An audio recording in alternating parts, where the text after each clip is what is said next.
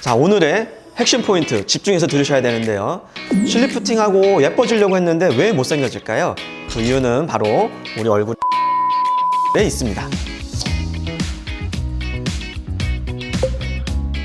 안녕하세요. 얼굴 디자이너 김성훈입니다. 요즘에 동안 리프팅에 대해서 관심들이 많으신데요. 사실 수술적인 치료보다는 좀 간단하지만 드라마틱한 효과를 볼 수 있는 실리프팅에 대해서 말씀을 드려보는 시간을 갖겠어요.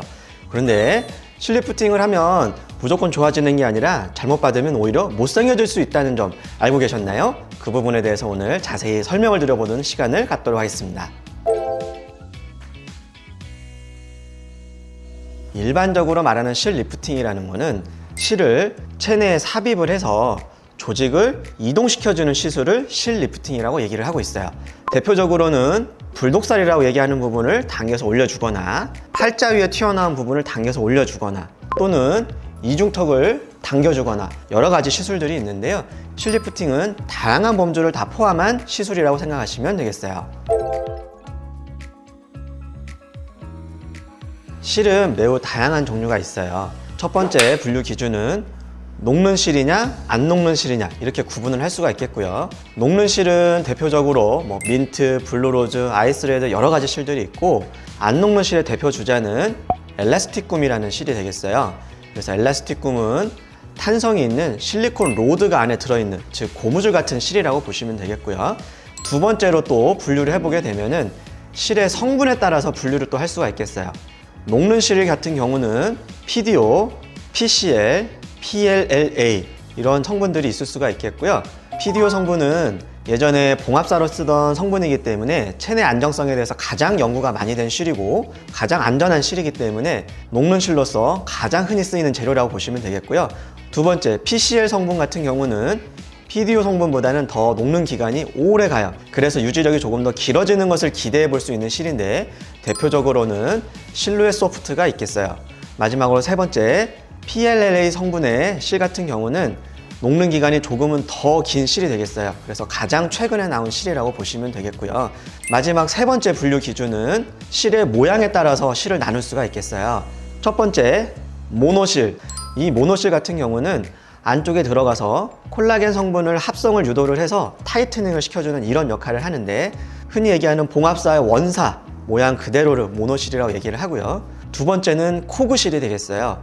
코그실은 이 실에 돌기들이 뾰족뾰족하게 나 있는데, 돌기가 360도 돌아가면서 있느냐, 180도로 있느냐, 아니면 한 방향으로 있느냐, 여러 가지 모양들이 있어서 가장 흔히 쓰는 실리프팅 실이라고 보시면 되겠어요. 세 번째로는 실을 원통형 모양으로 돌돌돌 꼬아서 또는 꽈배기 모양으로 꼬아서 있는 실들을 볼륨실이라고 얘기를 하는데, 이 볼륨실은 우리가 흔히 생각하는 리프팅이나 또는 타이트닝의 목적이 아니라 볼륨을 채워주는 이런 역할을 가지고 있는 특징이라고 보시면 되겠고요. 대표적으로 팔자 또는 인디언 밴드 또는 눈 밑에 삽입을 해줌으로 인해서 꺼져 있는 부분을 채워주는 이런 역할을 하는 실이라고 보시면 되겠어요. 마지막은 모노실을 여러 가닥 만들어서 한 번에 뭉텅이로 넣어주는 이런 실들도 있겠어요. 그래서 실은 모양과 성분에 따라서 여러 가지로 나눌 수 있다, 이렇게 보시면 되겠어요. 자, 오늘의 핵심 포인트 집중해서 들으셔야 되는데요. 실리프팅하고 예뻐지려고 했는데 왜 못생겨질까요?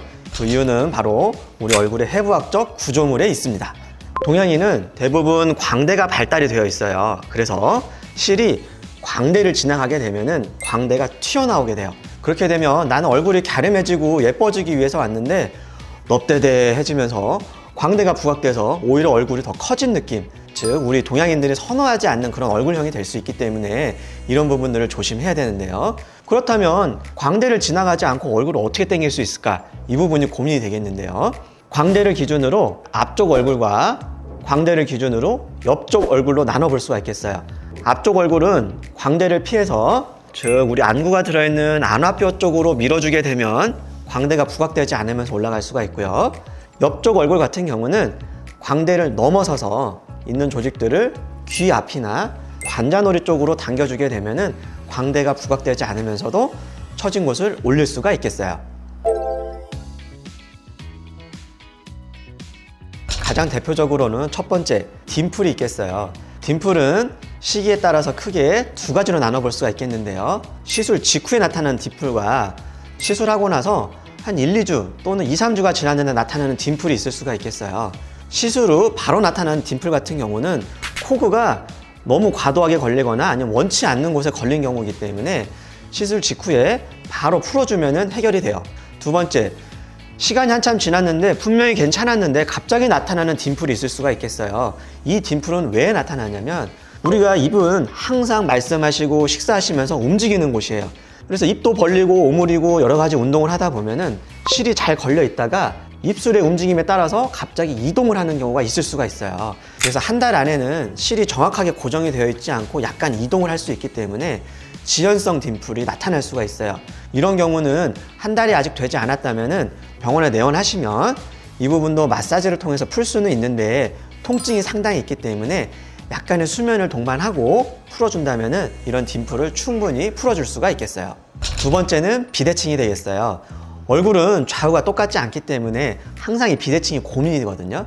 특히 얼굴의 골격 자체가 한쪽에 더 내려앉아 있거나 한쪽에 살이 더 뭉쳐 있는 경우들이 있는데 이런 경우는 실을 더 삽입을 하거나 실로 더 많이 당겨주거나 해서 비대칭은 약간 완화를 시킬 수는 있지만 완벽하게 데칼코마니를 접어놓은 것처럼 대칭은 사실은 불가능해요. 처음에는 누가 봐도 짝짝이지만 시술 이후에는 이제는 조금 전보다 많이 좋아졌어 이런 얘기가 들을 수 있을 정도로 대칭은 어느 정도 맞출 수 있다 또는 비대칭을 개선할 수 있다 이렇게 생각하시면 좋을 것 같아요. 세 번째는 통증이 되겠어요. 통증은 두통도 될 수 있고 입을 벌릴 때 나타나는 통증도 있을 수가 있겠어요. 두통은 왜 생기냐면 실을 쭉 걸어서 측두근에 고정을 하는 경우에 자극이 돼서 두통이 있는 경우도 있을 수 있고요.